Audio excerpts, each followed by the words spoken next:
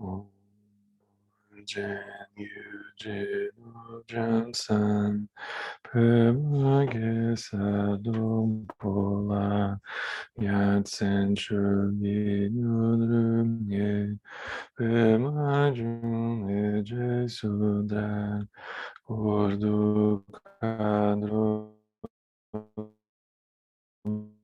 Eje Sudran Che Jinju Lam Chiju Su So Guru Pema Si Je Hum War Jin Yu Jin Wu Chan San Pema Ge Sa Lung Pola Yat Sen Chugi Nyu Drum Ye Pema Jun E Je Su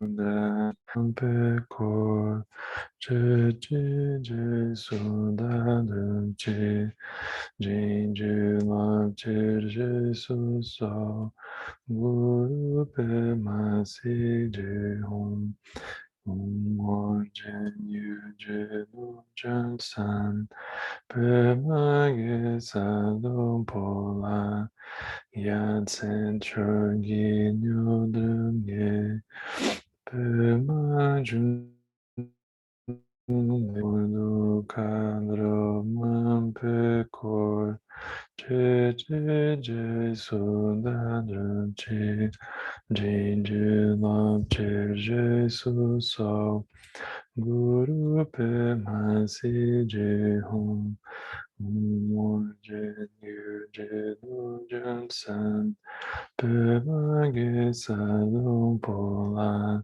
Yat Sen Chugi Nyu Drum Ye Pema Jun E Je Sudran Urdu Kadro Man Pe Kor Je Je Je Su Da Drum Che Jin Ju Lam Che Je Su So Guru Pema Si Je Hum Sanjay Chodan Sochi Chodan La Janchu Bardo Daini Chapsuchi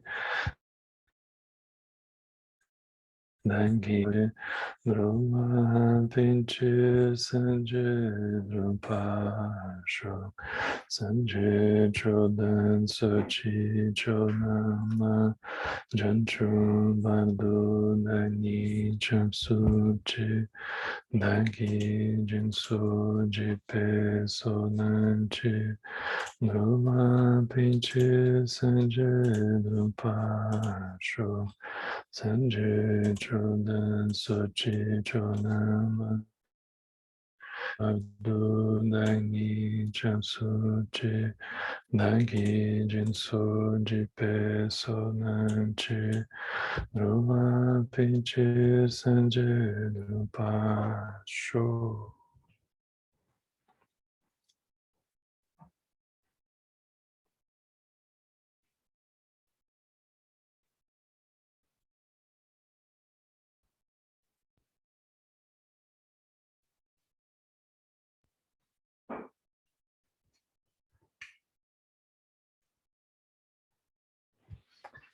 Então, ah, os três trechos que a gente vai estar olhando hoje, eles dizem respeito ao mesmo tema, que é o tema da compaixão. Então, pode ser que a gente tenha se interessado pelo budismo através do tema da meditação ou através de algum tema mais filosófico, de tentar entender as coisas a partir do ponto de vista budista, mas é inevitável que a gente, em algum momento, vai se deparar com essa visão que ela, na verdade, é a base, né, do próprio budismo, de que a base é a compaixão. E geralmente a gente está acostumado a ver esse tema sendo trazido na perspectiva principalmente do budismo tibetano, e que é uma perspectiva que ela, nas perspectivas que a gente acaba entrando em contato muitas vezes, ela é muito voltada para o coração, né? Como que a gente pode em primeiro lugar, gerar empatia pelos seres, a gente pode gerar um sentimento de comunhão, de reconhecimento das dificuldades e assim por diante, de forma que essa dimensão interna ela começa a ficar mais viva para nós. Mas é como se aqui a gente estivesse agora entrando dentro de uma bastante profunda também, que é uma forma de olhar a partir do Zen para esse assunto. E é como se não fosse um ponto de vista tão emocional, vamos dizer assim, né? Como se não fosse tão sentimental. Inclusive, o trecho que a gente vai olhar na sequência, ele vai falar justamente dessa noção, né? Que é como que é olhar para a compaixão para além de um ponto de vista sentimental. Nas palavras do próprio texto, né? Como está trazido aqui. E para nós é um pouco estranho isso, porque é como se a compaixão ela dissesse respeito essencialmente a isso. Mas aqui a gente vai ver que o Muso Soseki ele vai fazer um exercício de paulatinamente, assim, progressivamente ir refinando a visão da realidade que a gente tem quando a compaixão brota, né? Então, por exemplo, a gente quando vai associar depois a forma como isso dentro do budismo é trabalhado, a gente vai ver que tem os 3 tipos de sofrimento, né? Então é muito baseado nisso. Então a gente vai ver que tem o sofrimento do sofrimento, que é o sofrimento que a gente, assim, na média mais se conecta, né? Que é o sofrimento que vem da dor mesmo, né? Então a gente vê uma cena de dor, aquilo imediatamente mexe alguma coisa em nós, né? Então é como se fosse o reconhecimento mais direto, mas ao mesmo tempo ele é como se fosse o mais simples, porque ele não tem necessariamente uma reflexão mais profunda do contexto nesse primeiro instante, né? É como se fosse apenas uma identificação, uma coisa quase automática, né? Mas aí depois o Buda vai falar que tem o sofrimento da mudança, que é uma dimensão mais sutil, em que ele não é um sofrimento que dói, ele não é um sofrimento que produz choro necessariamente, ele não é um sofrimento visível, ele é tão sutil quanto a maresia, né, em que a gente não vê, mas depois de um tempo a gente vê o efeito. Então, o sofrimento da mudança, ele está ligado ao fato da gente olhar uns para os outros, né? A gente olha para as coisas sempre de um jeito um pouco congelado. Então a gente acorda bem, de saúde, e a gente pensa, bom, vou viver para sempre. A gente acorda com frio, pensa, bom, vou morrer.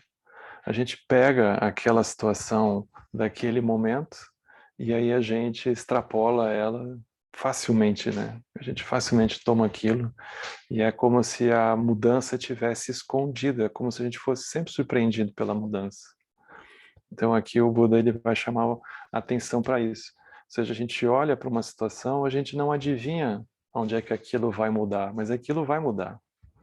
Então é como se o Buda aqui é uma coisa mais sutil, porque é como se ele estivesse dizendo, olha, não é alguma coisa que você vai identificar necessariamente a olho nu, não é alguma coisa que está escrito assim, né, que já tem uma luzinha de alerta em algum lugar, mas já é um processo mais sutil de que a gente está preso a ficar fixado às coisas, a não ver a impermanência das coisas, da gente ver a impermanência como um obstáculo sempre.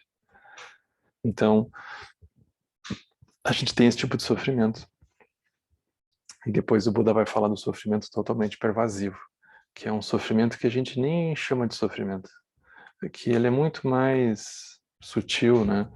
E que a gente não chama nem de desconforto, mas é simplesmente o fato da gente estar preso à avidya, né? Da gente estar preso à dualidade, da gente não perceber a coemergência. E nisso a gente está dentro do mortes e vidas, né? O ciclo de renascimento. Então a gente está preso à avidya. A avidya não dói, a avidya não tem uma agulha, mas é como se a nossa fixação à avidya ela fosse a raiz mais profunda do próprio sofrimento. Por isso que a gente estuda o Prajna Paramita, porque é desenraizar aquilo desde a raiz, né? Então aqui é como se ele fosse dar uma ênfase nesses aspectos menos, vamos dizer assim, grosseiros da compaixão, e ele fosse então aos poucos trazendo, jogando luz nessas dimensões mais sutis desse processo, né? Então, para nós é muito interessante olhar isso, porque é como se enriquecesse a nossa própria visão do processo, né? Nossa própria visão da forma pela qual a gente se relaciona com esse tema na nossa vida. E é muito importante a gente não se relacionar com isso que ele está trazendo aqui, como se fosse alguma coisa que a gente deveria estudar, no sentido da gente, bom, preciso guardar isso. Mas é como se a gente precisasse contemplar como que isso acontece dentro de cada um de nós, assim, a todo momento, ou toda vez que eu me deparo com essa situação, como que eu me vejo treinando um olhar que ele traz, ou como que eu me vejo me relacionando com outro olhar que ele traz, né? É como se fosse uma coisa muito mais prática do que teórica, né? Então a proposta aqui não é que isso seja feito de forma teórica. Então no capítulo 12, que a gente olhou na semana passada, bem curtinho, ele tem um trecho, o título é Avançados na Sabedoria, Avançados na Compaixão. Então a gente está dentro dessa grande conversa, né? Então as perguntas do imperador do Japão da época, elas nos representam, né? Num certo sentido, na condição de, assim, praticantes, né? Seres do mundo. Então as perguntas dele são as que vão provocar as reflexões todas. Aí a pergunta que ele faz é assim, né? Então ele já sabia um pouco do budismo, né?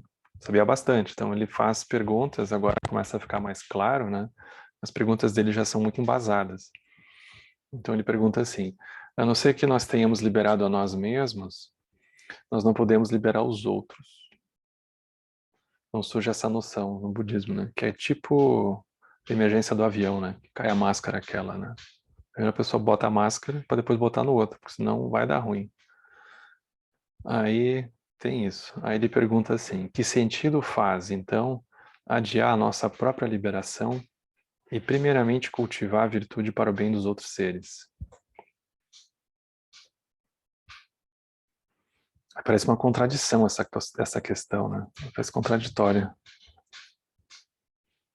Aí a reflexão que ele traz é assim: os seres sencientes estão perdidos na roda do samsara, porque o seu apego a um eu faz com que eles procurem fama e lucro.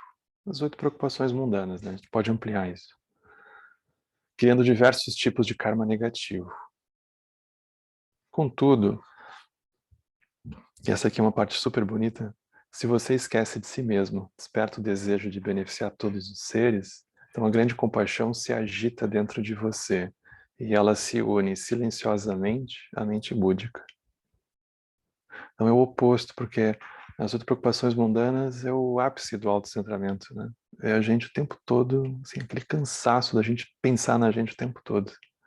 Então, a compaixão, por que ela é uma manifestação da mente búdica? Porque a pessoa se esquece de si mesma. Então, ela não faz um esforço de se negar, de se autoflagelar, de se criticar, né? De se cobrar. A pessoa nem lembra. Então, é como se fosse mais sutil, é mais leve, né? Então, se você esquece de si mesmo, desperta o desejo de beneficiar os seres, a grande compaixão, ela se agita dentro de você. E ela se une silenciosamente à mente búdica. Aquilo é a mente búdica se agitando dentro da pessoa.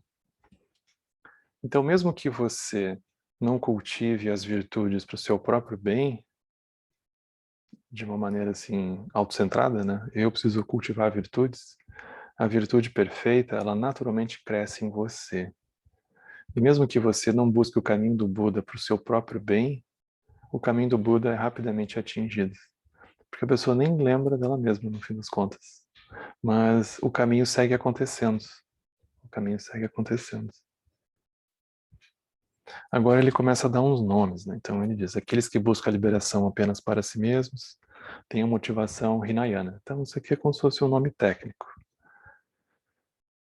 Mesmo que cultivem virtudes infinitas, não são capazes de atingir o estado búdico nem para si mesmos e muito menos de conduzir os outros à liberação. É um grande paradoxo, né? Porque a gente quer muito se livrar, se liberar, mas porque a gente fica tão preocupado com isso, a gente não consegue, porque a gente não vive sozinho, a gente não tem como fazer isso sozinho. Esse é o grande paradoxo. Aí vem os bodhisattvas.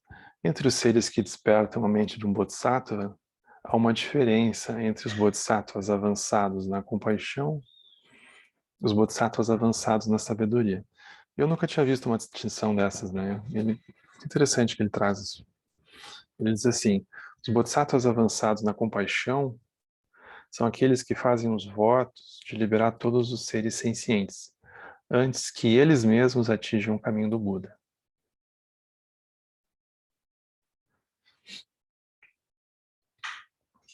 E os bodhisattvas avançados na sabedoria são aqueles que buscam atingir o caminho do Buda por si mesmos, antes de liberar todos os seres sencientes.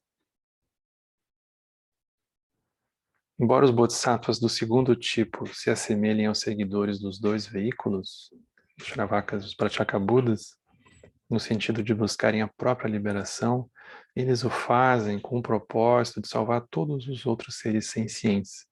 Portanto, eles possuem a mente de um bodhisattva. Parece que que ele está trazendo isso de uma forma protocolar, né?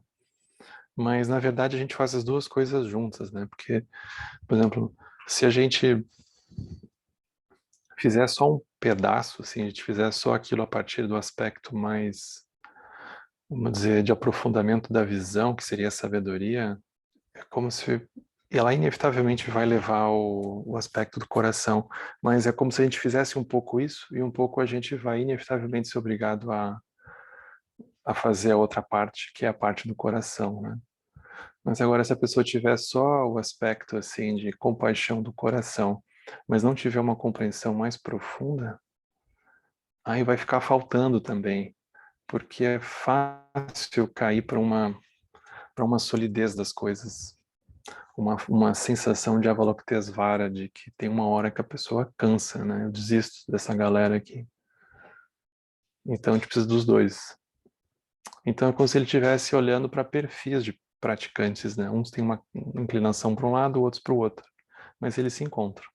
Então ele diz assim: embora nós façamos uma distinção entre os bodhisattvas avançados na compaixão, os bodhisattvas avançados na sabedoria, não há diferença entre os dois na sua aspiração de liberar todos os seres sencientes.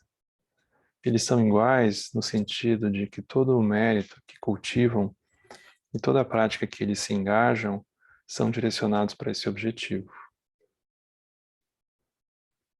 Então isso nos ajuda a liberar, às vezes, quando a gente estiver fazendo alguma coisa que não pareça tão proativa quanto a gente imagina que seja necessário.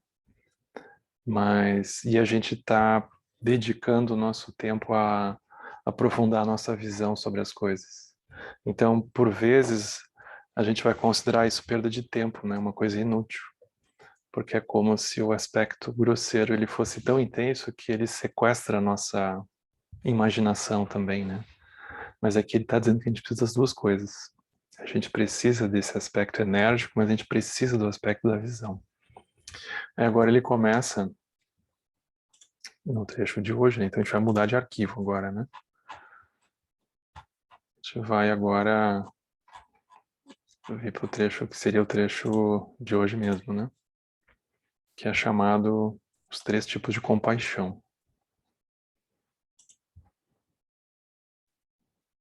Então é uma conversa, né? Então aqui a gente trocou aparentemente, mas a conversa, ela, na verdade, ela segue. Eles estão conversando. Vocês vão ver que a pergunta ela é como se fosse uma sequência dessa conversa, né? Então a pergunta diz assim: os escritos dos mestres Zen recomendam que nós busquemos primeiramente despertar as nossas mentes, as nossas próprias mentes, e que então, após ter lidado com as relações e hábitos restantes, ampliemos a nossa preocupação com os outros. Então tem esse ponto, né? Do tipo assim, se a gente não parar para olhar para algumas coisas primeiro, a gente vai simplesmente adicionar a confusão dos outros, né? Que é uma coisa que a gente já faz, assim, naturalmente, né? Adicionar a nossa confusão, a confusão dos outros. Mas a ênfase aqui da pessoa olhar para dentro é justamente essa, né? Da pessoa, pelo menos, diminuir a adição de confusão no ambiente externo. Isso por si só já é uma redução de danos, né? Isso já é bastante coisa. Então é como se a gente começasse a detectar como se fossem possibilidades nossas, né? Do tipo assim, se a gente não, a pessoa vai se dando conta, assim, poxa, mas se eu tivesse mais liberdade frente a esse impulso, se eu tivesse uma visão mais ampla com relação a essa questão, se eu não fosse tão crítico com relação àquilo, eu com certeza conseguiria ajudar mais. Mas eu sou teimoso, eu não consigo. Então é como se a pessoa fosse fazendo aquilo, ela vai fazendo esse processo, que aparentemente é um processo que diz respeito a um aprimoramento pessoal, mas ela, na verdade, o tempo todo ela está lembrando das pessoas que ela cruzou e que ela não conseguiu ajudar, ou que ela simplesmente adicionou confusão à vida dos outros, né? Então, o processo é um pouco esse. Então, ele diz assim, sendo assim, isso não seria contraditório em relação ao ensinamento de que o voto dos bodhisattvas tem o propósito de liberar os outros antes de atingir a liberação para si mesmos?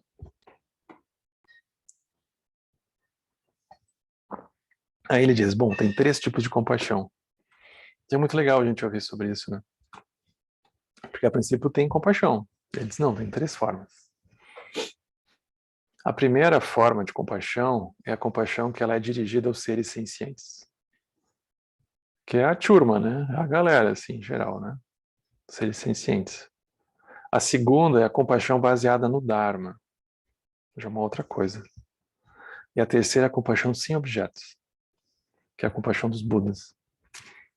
Então, a primeira forma, ele diz assim, a compaixão dirigida aos seres sencientes, que é a compaixão que a gente se conecta, né? Porque como que a gente vai falar em compaixão se não tiver alguém na nossa frente? A gente precisa. Então, é o tipo de compaixão que considera os seres sencientes que sofrem no ciclo de nascimento e morte como verdadeiramente existentes e que se empenha em liberar esses seres do mundo da ilusão. É tudo muito concreto, né? Que em geral é como a gente vê as coisas, né? Tudo muito sólido. Mas a gente começa a desconfiar um pouco que aquilo é tão sólido. E aí ele não deixa muito fácil, né? Ele diz assim, isso é a compaixão do Bodhisattva Hinayana. É como se fosse um Bodhisattva pequenininho. Por quê? Porque embora seja superior às aspirações dos Shravakas e dos Pratyekabuddhas, que se preocupam apenas com a liberação para si mesmos, ela é, a despeito disso, uma visão substancialista, que ela adere ao conceito de benefício, portanto não é compaixão verdadeira. Não é uma compaixão que tem apego dentro. Então é um paradoxo, porque é como se o apego fosse um venenozinho que vai junto e tem a incrível capacidade de, com o tempo, não produzir uma grande mudança.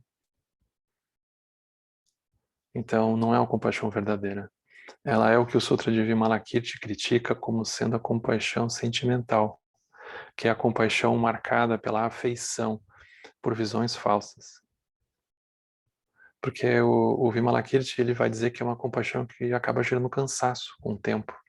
Gera expectativa, gera desgaste, gera cobrança, gera uma sensação de jogo, né? Em outras palavras, o que o Vimalakirti vai dizer no texto, né, dele é um pouco sobre isso. Então, é como se a pessoa, por exemplo, chegar para nós com uma cara boa, a gente talvez não tenha compaixão por ela.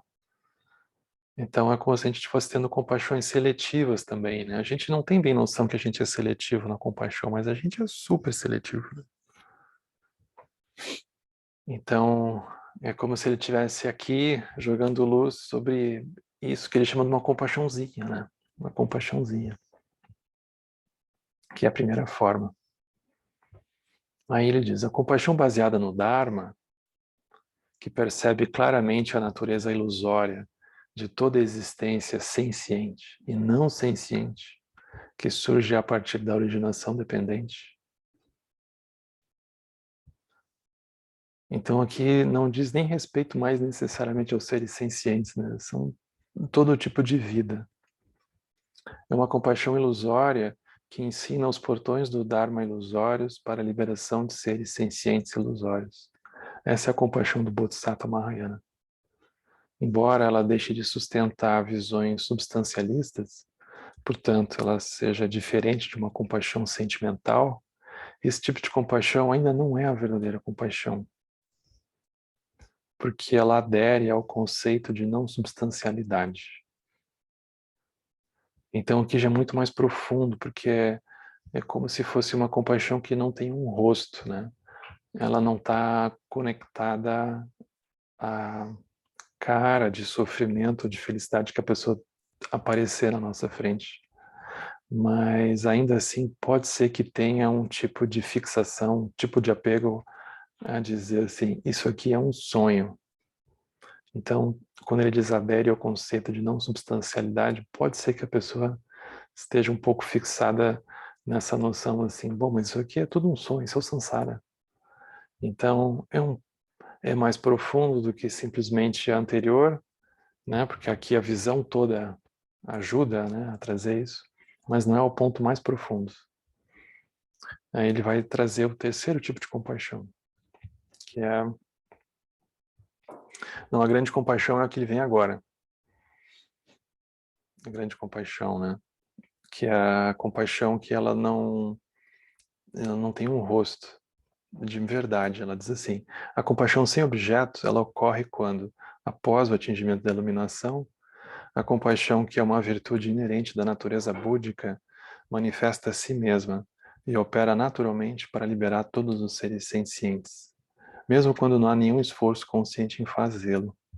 É como a lua, que projeta igualmente o seu reflexo na água, em todos os lugares. Assim, na difusão do Dharma, não há distinção entre ensinamento e não ensinamento. E na liberação das pessoas, não há noções de benefício e não benefício. Isso aqui é interessante, porque, por exemplo, se a gente tiver pego a noção de benefício, a gente pensa, bom, eu fiz um benefício para aquela pessoa.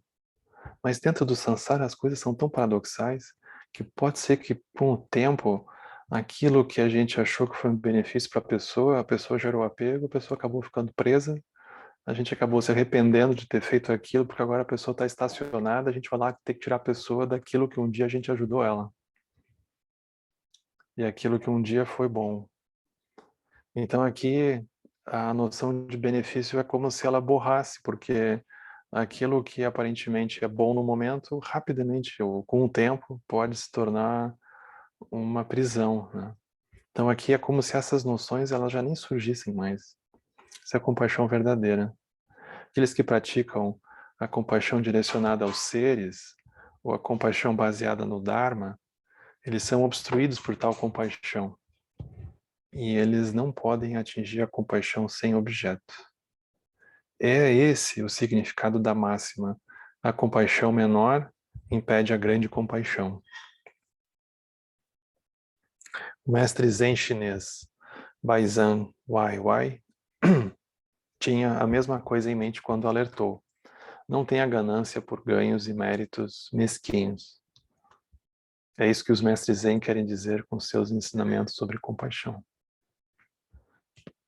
É um pouco seco, assim, né? Terminar um ensinamento sobre compaixão desse jeito, né? Porque não é muito caloroso, né? Aí o próprio imperador do Japão, ele estranha isso. Aí a pergunta dele seguinte é muito boa. Porque que é a compaixão Mahayana, né? O 14 aqui. Aí ele pergunta, ele fica um pouco indignado também. Ele diz, mas por que você despreza a compaixão sentimental? Que enfim é que todos nós buscamos, né? Compaixão sentimental, a compaixão que aquece o coração. É como se o mestre Zen estivesse diminuindo, né? Diminuindo isso. Por que você despreza a compaixão sentimental quando é pelo reconhecimento do sofrimento verdadeiro dos seres no ciclo de nascimento e morte que o espírito da compaixão surge? Se nós considerarmos todos os seres sencientes como ilusórios, como é que nós podemos sentir compaixão? Essa é uma pergunta que ela sempre volta, né? Ela sempre volta. Sempre que a gente ouve o Página Paramita, essa pergunta volta. Yeshe Tsogyal fazia essa pergunta para Guru Rinpoche. Essa pergunta está por todo lado. Lama Santa tem perguntado toda hora sobre isso, né? Porque se a gente começa a ver os seres assim, como é que o princípio vai ter compaixão? Então é como se fosse um diálogo com essa interface, né? Como que eu faço? Tem uma dor, mas aí como é que eu consigo agir sem ficar preso à experiência da dor do outro, né? Como fazer? Aí ele usa uma analogia muito sui generis, né? Ele diz assim, há diferentes tipos de mendigos no mundo. Alguns mendigos, eles são nascidos em lares marginais e eles têm um status baixo desde o início. Vocês imaginam, isso aqui era uma época feudal, né? Não tinha classe média. Isso é uma invenção moderna, né? Naquele tempo, ou você era da aristocracia ou você era o resto. Não tinha nada no meio, né?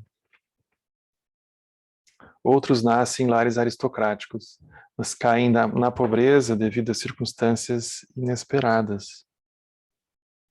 Desses dois tipos de mendigos, os aristocratas que caem na pobreza geralmente despertam sentimentos mais profundos de simpatia do que aqueles que são pobres desde o início.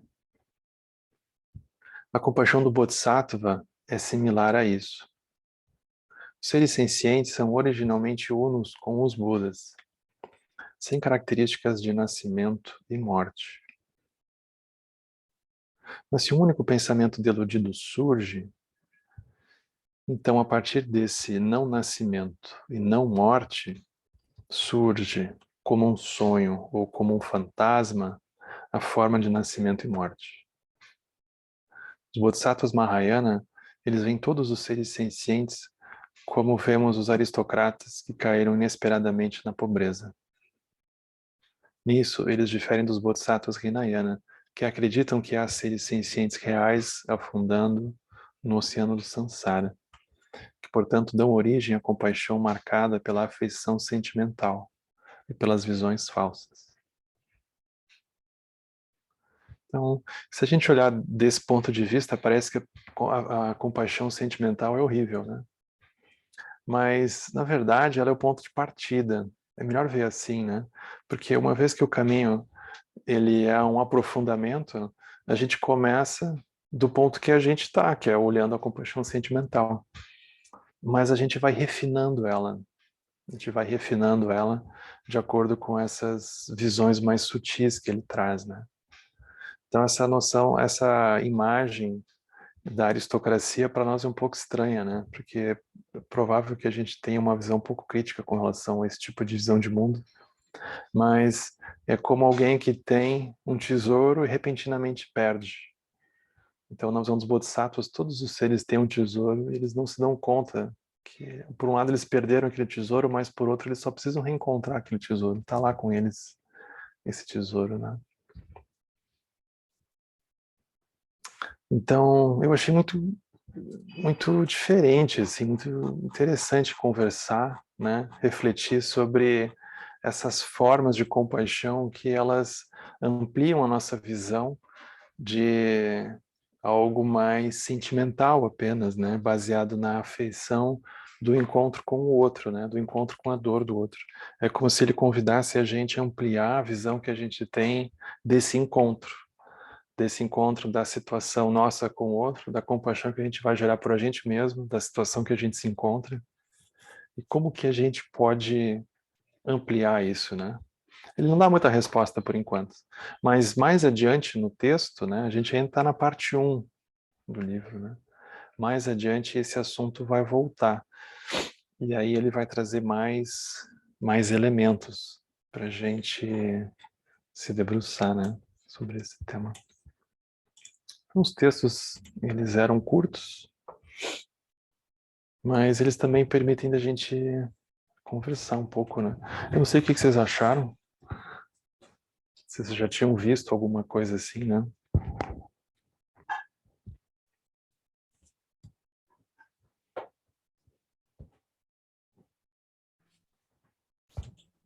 Bom, eu achei muitíssimo interessante. Obrigado, Márcio. Oi, desculpa, eu não parecia que estava sendo áudio. E realmente sempre tive essa questão da forma vazia e tudo feito de vazio, como é que surge a compaixão. Isso é bem esclarecedor. Todos somos seres que caíram na pobreza.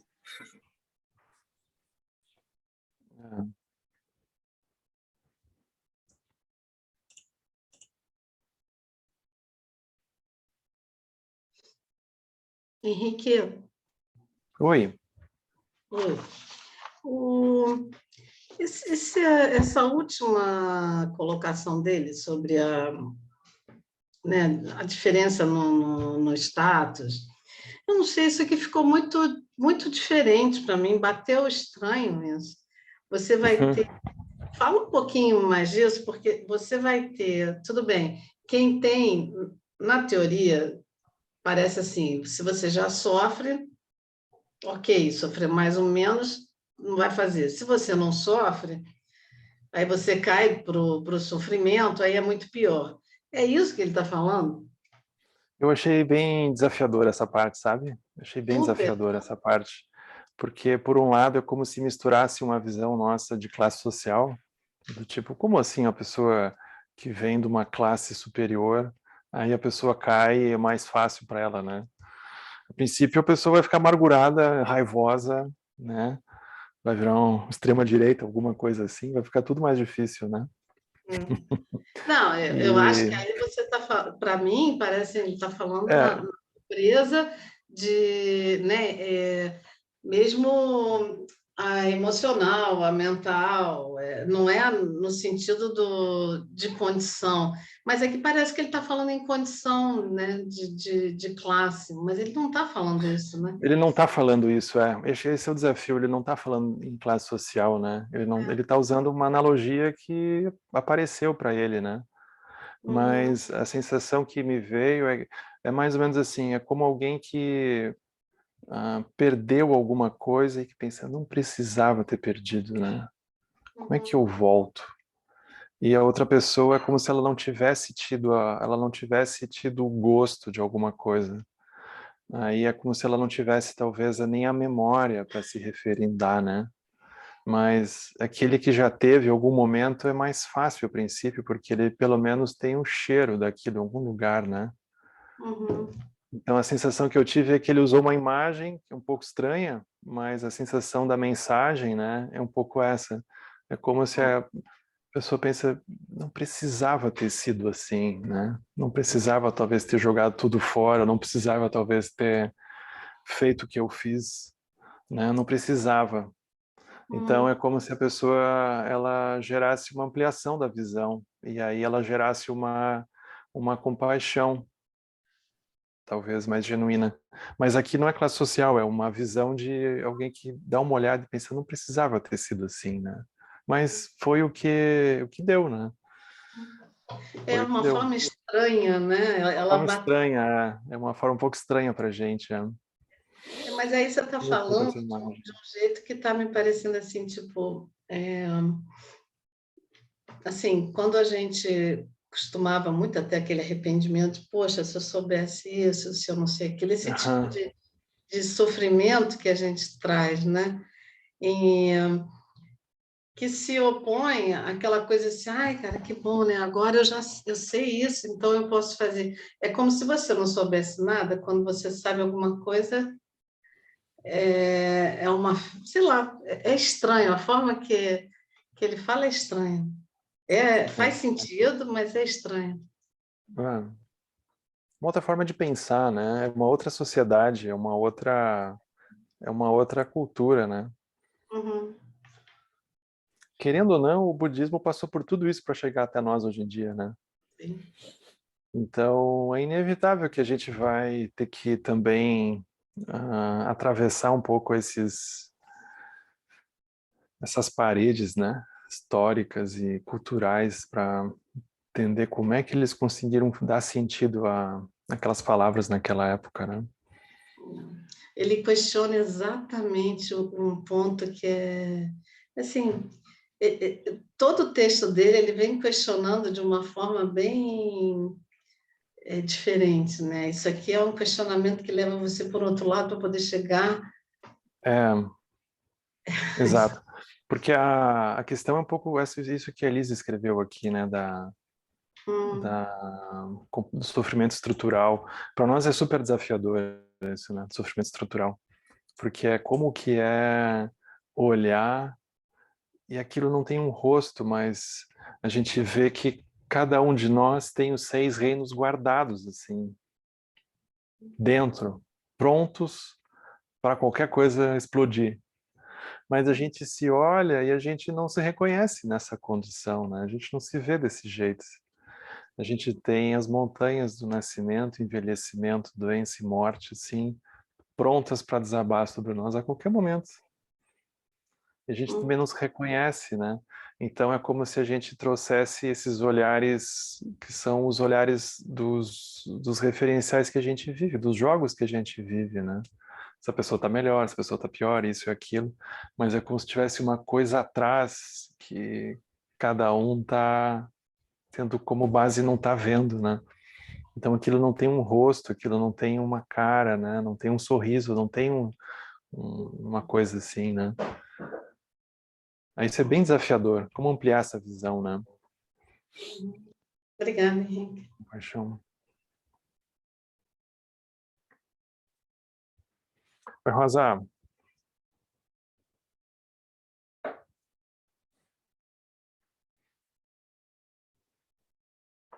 Oi, Henrique, boa tarde a todos.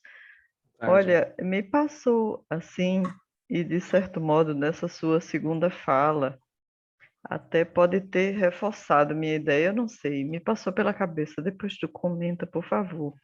Se a gente tem as pessoas do lado, e todas que estão ao nosso redor, e enquanto o sofrimento é só o estrutural, a gente não olha, a gente olha para ela quando ela tem uma grande perda, quando leva um grande baque, né? Assim, eu penso, é o que ele falou, mas na mesma pessoa. Ela está aqui do lado, está levando a vida normal e comum, e a gente esquece que ela tem o sofrimento estrutural que todos nós temos. Mas aí, de repente, ela Maharaja aparece, e daí é quando você lembra e olha. Isso é muito. O texto foi muito chocante para mim, para lembrar disso, sabe? Por isso que o caminho é lento, sabe? É. Porque é como se a gente precisasse de doses de tanto em tanto para a gente acordar, mas aí daqui a pouco a gente dá uma melhorada, agora vai. Aí a gente vai um tempo, aí daqui a pouco a gente precisa de um outro sofrimento desses, assim, grandes, né? Daí a gente para um pouco, acorda, aí a gente é quase como uma engrenagem, né? Que ela encontra o ritmo ali, o lugar, e ela acha que agora vai mais um pouco. A gente não tem muita defesa pro o Sansara que dá certo. A gente não tem muita defesa. Então o sofrimento estrutural, ele é mais difícil, mais desafiador, a gente não quer muito olhar, né? Verdade. Ok. Obrigada, gente.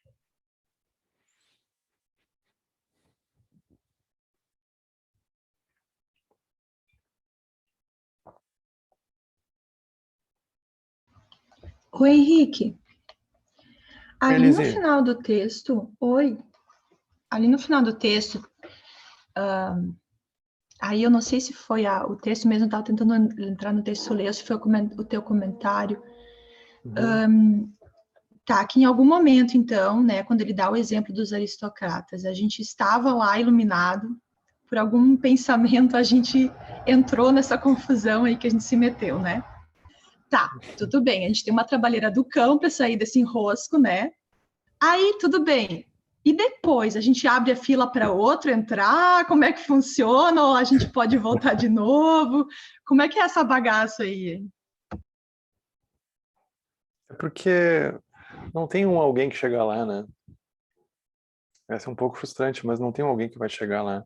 Isso é parecido com é como se aqui a gente estivesse falando de uma coisa densa do mundo, mas isso aqui é exatamente igual ao que a gente vai observar na meditação, por exemplo. Quando a gente tem um lampejo de uma visão ampla das coisas e a gente repentinamente perde, né? Então, é como se a meditação ela fosse um espelho desse processo de maneira perfeita. Então, a gente medita para olhar para a realidade dessa forma, né? Não para necessariamente meditação para acalmar, quietar, relaxar é o início, mas a gente medita para poder acessar essa compreensão de como que as coisas já estão funcionando, de como que o sofrimento já está funcionando, de como que a liberação já está atuando. Então, o processo, vamos dizer assim, de estabilização ou de familiarização, ele vai precisar dessa forma de estabilizar isso de uma maneira mais dedicada, né? Então, a visão, a gente vai precisar treinar ela, vai precisar se familiarizar com ela. Então, um pouco a gente ouve, um pouco a gente pratica, mas é como se a gente vai inevitavelmente em algum momento precisar de um refinamento. O refinamento é a gente treinar essa ampliação de visão e permanecer nela, não perder ela. Então isso é um pouco igual ao que acontece dentro do próprio processo da meditação. Mas o paradoxo é que da mesma forma que a gente vai, vamos dizer assim, iluminando coisas, a gente vai desenterrando outras, né? A gente vai desenterrando outras que a gente nem sabia que tinha. Então, aí a gente vai, vamos dizer assim, se liberando de algumas coisas e vai descobrindo outras que a gente nem sabia que tinha. E aí esse processo ele vai andando, ele é assim, ele é um pouco longo nesse sentido, né? Ele é um pouco longo, mas ele vai vindo por uma habilidade nossa de, uma vez que a visão se ampliou, como que a gente mantém a visão ampla, né? Aí a gente começa a se perguntar por que que a visão se estreitou? Por que que a visão se recolheu de novo? Aí a gente deveria quase que tomar nota, assim, a gente quando detectar que a visão se estreitou, a gente pergunta, mas por que que a visão se estreitou agora? Aí a gente começa a localizar em nós essas regiões de fragilidade, em que ali dentro a visão, ela parece que não entra, ou a gente não olhou ainda, ou a gente tem uma resistência a olhar, porque é uma região de apego para a gente. Aí a gente vai iluminando essas visões também. Então, como se a gente precisasse tornar isso um processo ativo nesse sentido, sabe? Da gente localizando as regiões kármicas nossas em que a visão se estreita. E aí a gente guarda elas e começa a praticar com elas mesmo. A gente torna elas objetos de contemplação e roteiros de prática mesmo, né? Seja de Metabhavana, seja de Shamatha, seja de Prajnaparamita. Porque essas regiões que a visão se estreita, elas são visões em que a gente simplesmente se esquece, é como um disjuntor que, pof, cai, né? E derruba o disjuntor. São regiões de curto, em que as coisas elas se encostam e, pof, derruba a chave, né? Derruba a rede. Aí, daqui a pouco, aquilo se afasta, aí parece que o contato volta, né? Mas daqui a pouco, pof, cai a rede de novo. Então a gente tem que fazer uma inspeção, realmente, né? Uma inspeção elétrica aí para ver esses pontos de mau contato que a gente tem, né? Esses pontos de mau contato são pontos onde a visão ela não circula dentro da rede.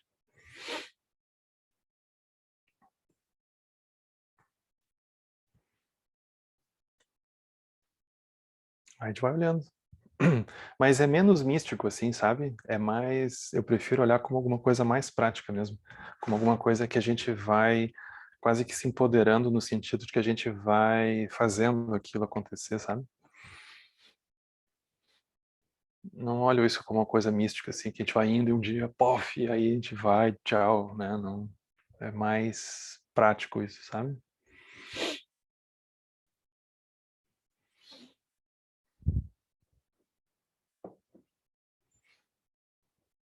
O Edu, Oi, Henrique, oi pessoal, tudo bom? Tá me ouvindo bem? tudo bom? Te ouço bem, te ouço bem. Uhum. Ah, tá bom. Não, esse tema aí me lembrou uma frase da Pema Chödrön, né, toda essa questão que você está falando do sofrimento, né, e do sofrimento estrutural, foi citado aí, uma frase que ela diz assim: as coisas não, ou seja, os sofrimentos, né, as angústias, elas não vão nos deixar até que a gente aprenda aquilo que elas vieram nos ensinar, né? Então, assim, eu vejo um pouco essa frase como sendo assim, não vai dar para acelerar o processo. Enquanto a gente tiver algum nível de apego, algum nível de dependência das coisas, a gente vai passar por aquilo e vai ter que aprender. No momento que você aprender, você vai liberar aquilo, mas vai vir outra. E assim sucessivamente a gente vai passando, né? E aí a gente vai vendo os seres também nesse mesmo processo. Então não tem muito que querer acelerar, de achar que vai passar por cima, né? Não dá para passar por cima de nada. Vai ser aquilo que é. Não tem muito outro caminho, né? Só esse comentário super animador aí pra gente. Não, mas é muito bom, é muito útil, né? Ela é muito útil. Porque é como se a gente já tivesse material suficiente agora, né? A gente não precisa de mais, assim, né? Pedir por mais coisas, né?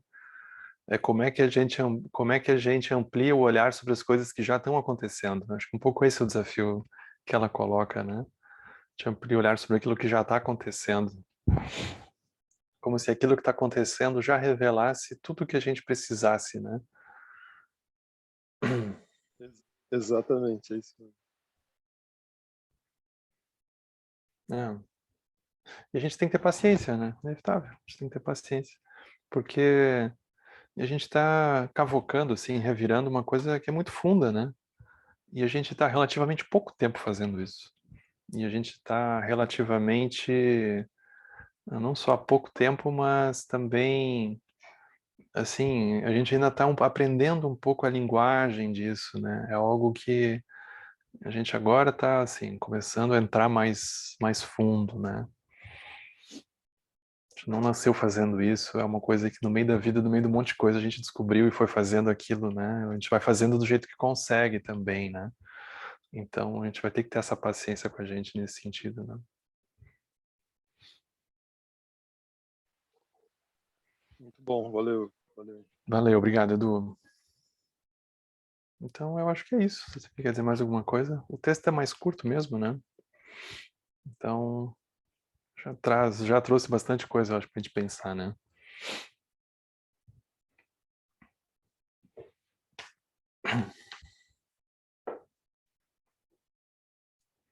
Lu, obrigado a revisão, viu? Tá ficando bom.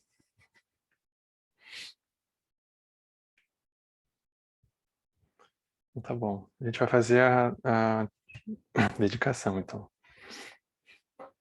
Que os méritos deste encontro se expandam e toquem a todos. Que o Mestre Universal da Paz e da Compaixão, Sua Santidade Dalai Lama, juntamente com todos os mestres de todas as tradições que veiculam essa mensagem, tenham longa vida. Todos estejam a salvo de gerar pensamentos negativos, o obstáculo mais destrutivo. Que esses pensamentos nunca surjam em nossa mente. Que todos os seres também estejam livres de pensamentos negativos. Quem lupcho sun ring lo zan lin sa sun chapa peldro ju sun não ana midrau do sun gele show.